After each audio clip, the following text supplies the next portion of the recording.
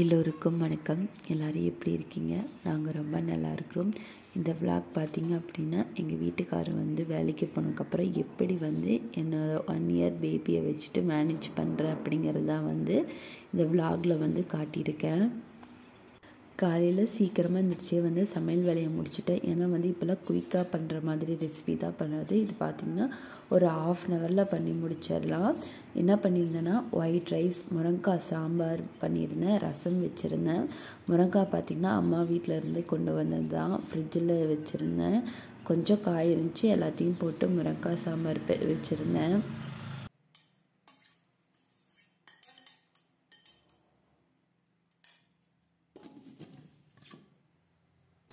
கரெக்டாக நமக்கு cooking work, kitchen cleaning work எல்லாம் முடிஞ்சதுக்கப்புறம் என் பையன் எழுந்திரிச்சிட்டான். பாயில் பார்த்திங்கன்னா விளையாண்டுருந்தான். அவனுக்கும் பாலாற்றி கொடுத்தேன். அவனும் சமத்தா குடிச்சிக்கிட்டு இருந்தான். எங்கள் வீட்டுக்காரங்க காலையில் எப்பயுமே பழைய சாப்பாடு தண்ணி ஊற்றி வச்சுருப்பேன் நைட்டு. அதுதான் சாப்பிட்டு போவார். அடிக்கிற வெயிலுக்கு நல்லாயிருக்கும் அப்படின்னு சொல்லிட்டு. அதனால் அவருக்கு தயிர் போட்டு நல்லா பிசைஞ்சு வச்சுருந்தேன், சாப்பிட்டு போகட்டும் அப்படின்னு சொல்லிட்டு.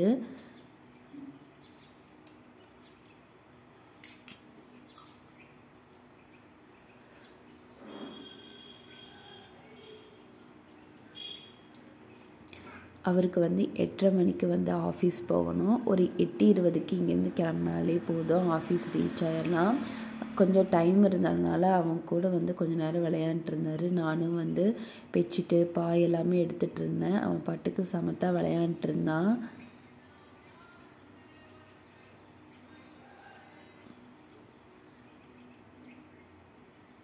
கடைசியில் அவரும் சாப்பிட்டு கிளம்பிட்டார். எப்பயுமே வாட்டர் பாட்டிலில் தண்ணி நான் தான் ஃபில் பண்ணி வைப்பேன். அன்றைக்கி பையன் எழுந்திரிச்சதுனால அவரே வாட்டர் பாட்டிலில் தண்ணி ஃபில் பண்ணிவிட்டு கிளம்பிட்டார். சரி நம்ம வழி அனுப்பி வைப்போம் அப்படின்னு சொல்லிட்டு அவனுக்கு சுடு தண்ணியிலலாம் மூஞ்சி கழுவி விட்டுருந்தேன்.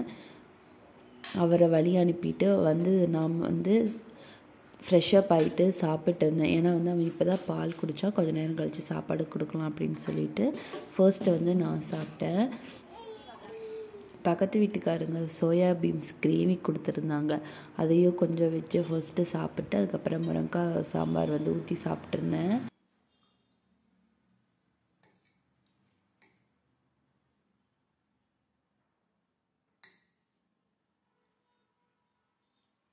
நான் சாப்பிட்ருக்கும் போதே கூட உட்காந்து சாப்பிட்ருந்தேன். அப்பப்போ சாப்பாடு மட்டும் கொடுத்துட்டு இருந்தேன். சாப்பிட்டா ஓரளவுக்கு சாப்பிட்டா. அப்புறம் கொஞ்சம் நேரம் விளையாண்டுட்டு அவனும் தூங்கிட்டான். நான் பையனோட துணி மட்டும் அலச வேண்டியது இருந்துச்சு, வாஷ் பண்ண வேண்டியது. அதையும் வாஷ் பண்ணி போட்டுட்டேன். நேற்றெல்லாம் சரியாகவே தூங்கலை, சளி பிடிச்சிருக்கு அப்படின்னு சொல்லிட்டு மதியம் 12 மணிக்கு தூங்க வச்சேன். நல்லா தூங்கிட்டு இருந்தான். ஈவினிங் வரைக்கும் தூங்கினான். எங்கள் வீட்டுக்காரங்க வராதிங்க, அவன் எந்திரிச்சதுக்கப்புறம் வாங்க அப்படின்னு சொல்லியிருந்தேன். அவன் எந்திரிக்கிற மாதிரி இல்லை.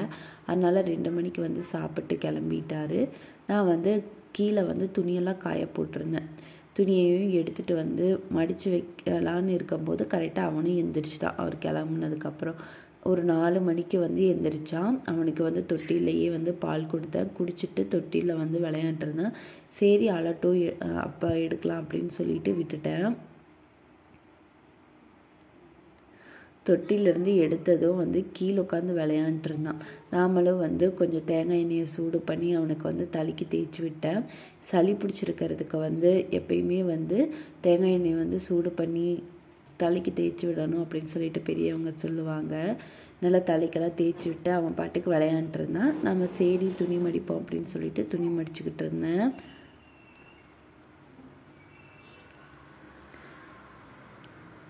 ஒரு ஈவினிங் 6 o'clock வெளியே எல்லாருமே பேசிகிட்டு இருந்தாங்க, பக்கத்து வீட்டுக்காரங்க. அப்போ அவனும் சேரை இழுத்துட்டு வெளியே விளையாண்டுருந்தான். சரி இந்த சாக்கில் அவனுக்கு ஒரு தோசையை ஊட்டி விட்டுடலாம் அப்படின்னு சொல்லிட்டு தோசையை ஊட்டி விட்டேன். ஒரு அரை தோசை சாப்பிட்ருப்பா. அப்புறம் வெளியே ஏதாவது விளையாண்டுருந்தான். சரி நம்ம அதுக்குள்ளே பாத்திரமெல்லாம் கழுவி வச்சுருவோம் அப்படின்னு சொல்லிட்டு பாத்திரமெல்லாம் கழுவிக்கிட்டு இருந்தேன்.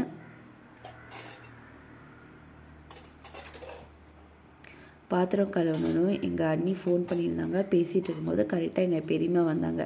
அவங்க வரும்போது தட்டு வடை செஞ்சேன் அப்படின்னு சொல்லிட்டு தட்டு வடையும் வேர்க்கடலையை வேவிச்சு கொண்டு வந்திருந்தாங்க. கொஞ்சம் நேரம் உட்காந்து பேசிட்டு அதுக்கப்புறம் தான் கிளம்புனாங்க.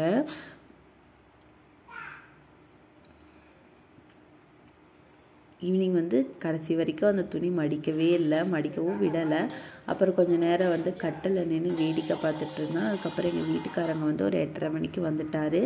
வந்ததும் பார்த்திங்கன்னா ரவை கிளறிட்டேன், ஈஸியாக பண்ணிடலாம் அப்படின்னு சொல்லிட்டு ரவை கிளறிக்கிட்டு இருந்தேன். பார்த்திங்கன்னா எங்கள் வீட்டுக்காரர் வந்து வேர்க்கடலை வந்து அரைவேக்காடாக தான் வந்து வேய்ச்சி கொண்டு வந்திருந்தாங்க. ஸோ அந்த வேர்க்கடலையை வந்து ரவையில் வந்து போட்டுக்கிட்டு இருந்தார். கடைசியில் வந்து ரவையெல்லாம் கிளறி உட்காந்து சாப்பிட்ருக்கும் போது அவனுக்கும் வந்து நாங்கள் சாப்பிடும்போது ஊட்டி விட்டோம். ஒரு 2 வாய் வாங்கினா அதுக்கப்புறம் வாங்கவே இல்லை. கடைசியில் எங்களுக்கும் வந்து பிளாக் காஃபி வச்சுட்டு தூங்க போயிட்டோம். இன்றைக்கி வந்து அவன் மதியம் தூங்கினவன் ஈவினிங் எந்திரிச்சனால வந்து நைட்டு வந்து தூங்குறதுக்கு எப்பயும் போல் லேட் ஆயிடுச்சு. அவ்வளோதாங்க, இந்த விளாக் இதோட முடியுது. இந்த விளாக் உங்களுக்கு பிடிச்சிருக்கோன்னு நான் நம்புகிறேன். தேங்க்யூ.